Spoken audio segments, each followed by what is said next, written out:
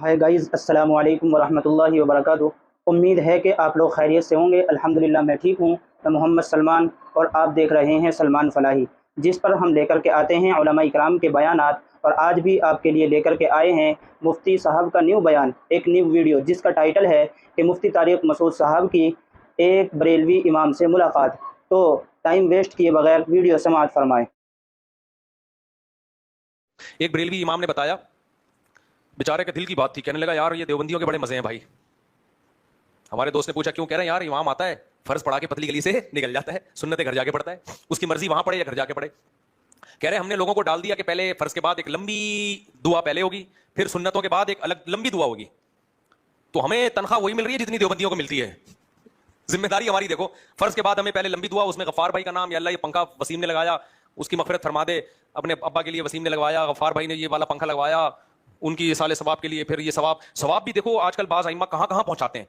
सवाब जब पहुंचाते हैं, अल्लाह ये जो हमने नमाज पढ़ी और जो हमने रोजा रखा है, तिलावत की, इसका सवाब पहले नबी सल्लल्लाहु अलैहि वसल्लम को पहुंचे, फिर नबी सल्लल्लाहु अलैहि वसल्लम, इब्राहीम अलैहिस्सलाम, मूसा अलैहिस्सलाम, याकूब अलैहिस्सलाम, तमाम पैगंबर आदम अलैहिस्सलाम से होता हुआ तमाम सहाबा, ताबीन, तबा ताबीन, गफ्फार भाई उनके वालिदैन, और वसीम भाई जिन्होंने पंखा लगाया उनके वालिदैन, और या अल्लाह ये तमाम जितने भी लोगों ने हमारी मस्जिद के साथ ताउन किया, या अल्लाह तमाम के मरहूमीन मरहूमात और पता नहीं मगफूरीन मगफूरात और मर्द और खवातीन और जो जिंदा हैं और जो आ चुके जो आएंगे, इतनी डिटेल के साथ सवाब पहुंचाया जाता है।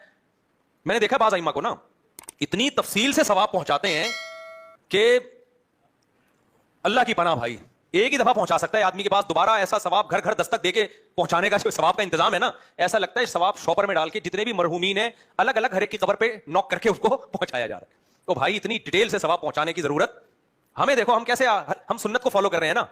फर्ज नमाज के बाद ये इज्तिमाई दुआ है ही नहीं। फर्ज नमाज के बाद किसी कुरान हदीस में कहीं भी नहीं है, फिक़ह की किसी किताब में नहीं है, ये जो अरबी मुस्तनद किताब में है। उर्दू किताबों की बात नहीं कर रहा मैं, ना इमाम हनीफा से मनकूल, ना इमाम शाफी से। ज़ाहिर है उनसे इसलिए मनकूल नहीं है कि होगी तो एक चीज़, इमाम मुजतहिदीन तो उसी की कायल होते हैं जो कुरान और सुन्नत से साबित होता है। तो अब हमने क्या, हमारे लिए बहुत आसानी, हम तो अल्लाहुम्मा अंतस सलाम पढ़ा, निकल लिए पतली गली से, जाके अंडे चेक किए मुर्गियों के, भाई चूजा कितना निकला है, फिर उसके बाद जाके सुन्नतें पढ़ ली। कोई सुन्नतें भी हम पे फौरन मुसल्लत नहीं होती, घर पे भी पढ़ सकते हैं, यहाँ भी पढ़ सकते हैं, दफ्तर में भी पढ़ सकते हैं, आज़ाद हो गए। किसी दिन मूड हुआ दुआ का तो लंबी दुआ भी करा दी, ये भी कोई हराम भी नहीं है कि दुआ कराना। मूड हुआ तो आज मूड है भाई, आज क्या करा दो, चलो यार लंबी दुआ हो जाए। लेकिन जो ग्रीन चैनल वाले बेचारे, वो आइम्मा की अंदर की दिल की कैफियत में बता रहा हूँ। मेरा बयान सुन के हो सकता है हमारे ग्रीन चैनल वाले भाई मेरी मुखालफत करें, लेकिन आइम्मा कहेंगे मुफ्ती साहब दिल की आपने बात शेयर कर दी है। ये बेचारे इतने परेशानी में होते हैं, तनख्वाह देवबंदियों वाली मिलती है, लेकिन जिम्मेदारी कितनी। इमाम पहले से आगे बैठेगा मुसल्ले पे, हम तो जब टाइम होता है ना ठक करके स्टाइल से आते हैं मुसल्ले पे खड़े हुए, उससे पहले मुसल्ले को हम पाबंद नहीं होते, आते हैं। और सुन्नत भी यही है, नबी सल्लल्लाहु अलैहि वसल्लम जमात के वक्त में अपने हुजरे से तशरीफ लाते थे। हमारे जो बेचारे ग्रीन चैनल वाले भाई हैं, उनमें इमाम आधा घंटा या 10 मिनट पहले आके बैठेगा मुसल्ले पे, बड़ी तमीज से बैठ जाएगा वो, बिल्कुल बिस्मिल्लाह सल्लू अलल हबीब, बड़ी तमीज से बैठेगा वो। मैं बेचारे इमामों की अक्कासी कर रहा हूँ दिल की। वो कहेंगे मुफ्ती साहब आपने आज पहली दफा हमारे हुकूक पे किसी ने आवाज उठाई है, तो बैठ जाएंगे। फिर वो इकामत होगी तो तमीज से इमाम साहब बैठे रहेंगे। हय्या अला सलाह से पहले किसी को खड़े होने की इजाजत नहीं है, तो उससे पहले इमाम बैठा हुआ होगा ना, तो ये जिम्मेदारी इसकी अलग से, इमाम को कोई चार्जेस कोई पैसे है तनख्वाह नहीं मिलती।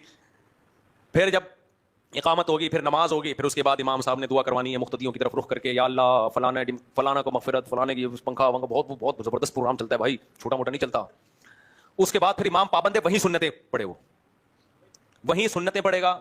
और जल्दी जल्दी भी नहीं पढ़ सकते, इतनी स्पीड जितनी पब्लिक की स्पीड है, क्योंकि ऐसा ना हो पहले फारिग हो गया तो घर जाने की इजाजत नहीं है, अभी दोबारा दुआ होगी, फिर वो लंबी चौड़ी दुआ, फिर उसमें इन्नल्लाह व मलाइकतहु वाली आयत भी लाजमी पढ़नी है, फिर वो उसके बाद दुरूद शरीफ में जो आता है, फिर सब दुरूद शरीफ, तो बहुत लंबा हिसाब किताब चलता है।